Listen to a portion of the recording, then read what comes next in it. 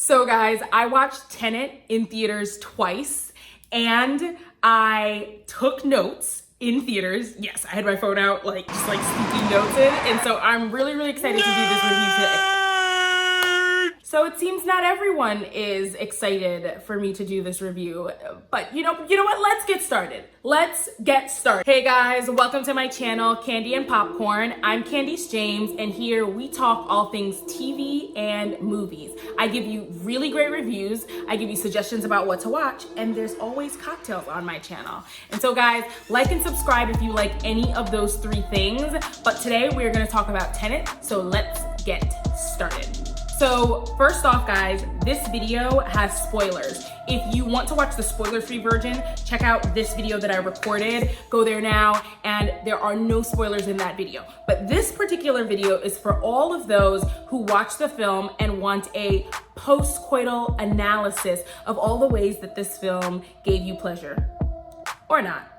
So in this particular review, and there's gonna be two parts because it's a lot, but I'm gonna talk about the script, the visuals, and the score. That's all one topic, and that's what I'll cover first. Then I'm gonna go into the acting within this film. Then I'm gonna go with the artistic liberties that Christopher Nolan took in making this film. Although it's a blockbuster, it is quite artistic, I believe. And then finally, we're gonna talk about my deductions as well as confusions with this film, because if anybody tells you that this film was not confusing, they're a liar. I feel like those people are like, yeah, I completely get Lady Gaga. Like, I completely get every single message that she says in her videos and her art. Do we fully get what the hell is going on in Lady Gaga's head, or are you just pretentious? So first off, can I say how exciting it was to be back in the theaters? Like, I was just overjoyed just having that experience again. I think, probably everyone's here with me when I say, I haven't been to the theaters since coronavirus. And so it was just amazing, seeing it in big screen with the lights off and the huge, amazing sound and the reclining chairs and the leather seats and the popcorn. I loved it. I loved it.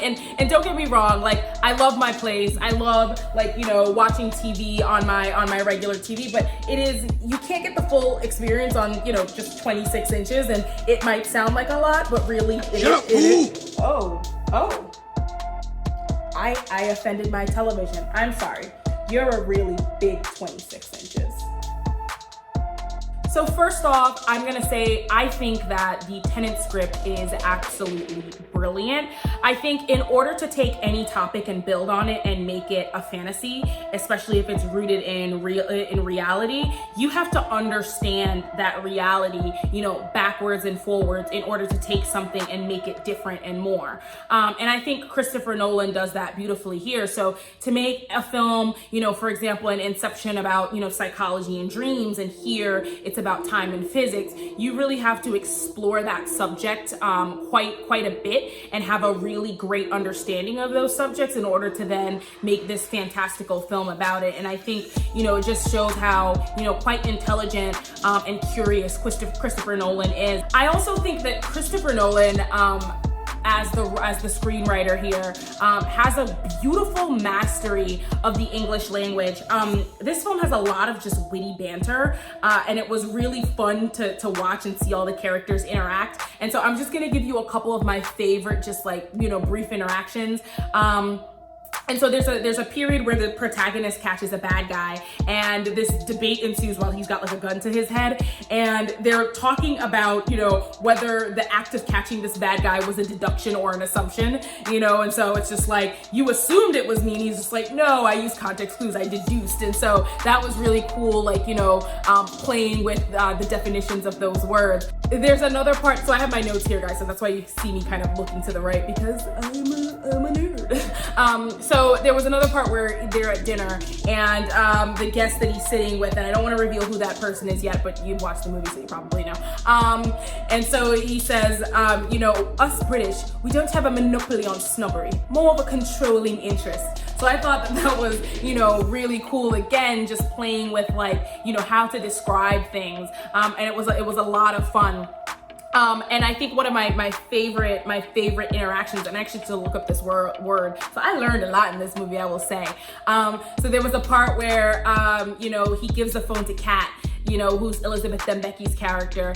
And he says, you know, if there's ever a time when, you know, you're in trouble, give this phone a ring. And she said, who will be on the other line? And he answers, posterity. And I had to look that word up. And posterity means all future generations of people. And when you watch this movie and it's all about time, really to say that like the person that's going to be answering could be anyone in the future, all future generations, I mean, it's brilliant. Like,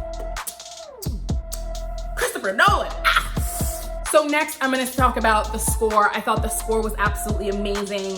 It was done by Ludwig Göransson, who also did the Black Panther, Creed, and Creed 2. And I thought like it really pulled you in. It was loud. It was a lot of bass, and you really felt it like, you know, in your chest as the movie was going on. And so I think the score was really amazing. I think though it was loud at some points in ways that it completely eclipsed the narrative, and so it was hard to actually hear the dialogue, which was sad because Christopher Nolan really doesn't repeat himself, and this movie can get pretty confusing and involved at times. And so because of the sound, because of the score, you may actually miss something that was said, which makes it kind of difficult to kind of keep up with the film. The scenery in this film is beautiful. It was filmed in 7 countries, including Denmark, India, Italy, and the UK. And you know, the scenery was just absolutely amazing. And what I think was probably filmed in Italy was some of the most beautiful scenes when they were at the water. I think there is a beautiful point where, you know, they're on this mountainside, and there's a beautiful terrace, and there are these statue heads, these busts, these Roman busts, and then Elizabeth Dembicki is in the mix of that, and the busts themselves are so beautiful, and you see the sea, and you see it's a beautiful day, the sun, and Elizabeth Dembicki is right within that, and she almost looks like a statue herself. She's so beautiful, she fits right in that scene. I just thought that was beautiful filming. It was just beautiful cinematography, you know, setting that up. So just the sceneries are really out of this world.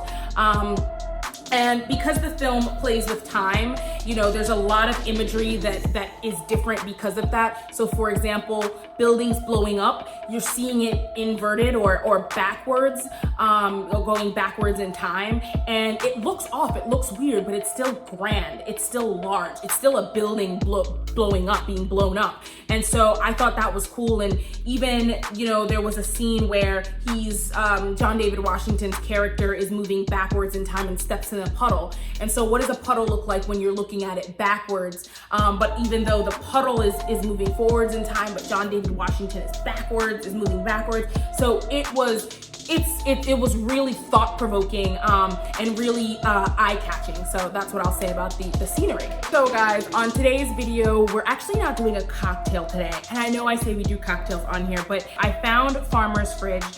It's a new company, and they deliver different types of foods to you, mainly salads, wraps, and like little bowls. So if you're in the same position that I am and you're looking for, you know, healthy delivered foods that is really easy to make, I mean, literally the salads come in a container and you just dump it out, and they stay fresh for quite some time. But if you're like me, then take a look in the description, use my discount code, and get yourself off $10 off of your first order.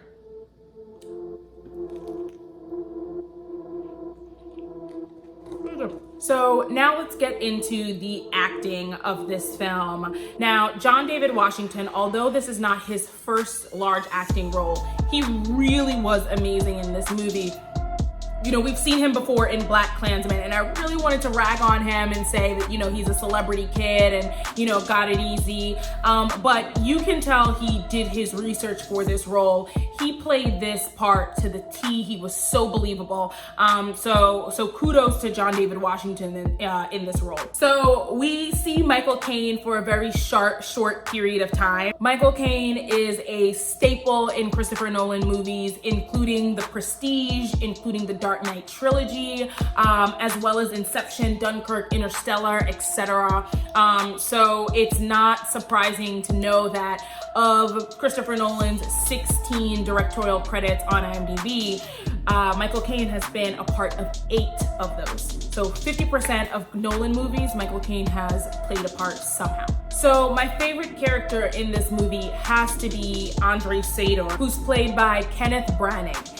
He also had a role in Dunkirk, which is another Christopher Nolan film. But where I knew Kenneth best is when he played Gilderoy Lockhart in Harry Potter and the Chambers of Secrets. So it was really cool, kind of, my first love is Harry Potter. That's what kind of got me into books and movies. And so it's really cool kind of seeing that same guy again. I particularly love, method acting, and I love actors that are chameleons and can really morph themselves into different characters and are not type actors, meaning that they don't play the same film, the same type of character again. So what I loved about this is I almost just didn't even recognize him as the same person as Gilderoy Lockhart from so many years ago. But it was really cool seeing him act in such an aggressive, psychopathic way in this film. Branagh, I think he delivered these lines beautifully. I mean, I felt fear watching him, right? Like, I knew that this person was a psychopath, and he felt really unpredictable at times throughout the film. I find him very similar to Logan Roy in Succession, but without being senile and without being undecided. I think at no point in this film was Andre Sador undecided. He had a plan of action and he executed that beautifully. But where Logan Roy's undecided, he is not. But I think it's the same kind of psychopathic tendencies and the same type of control in every aspect of the people and the things surrounding them. So guys, again, this is a 2-part review. So for the rest of this, check out part 2 right here.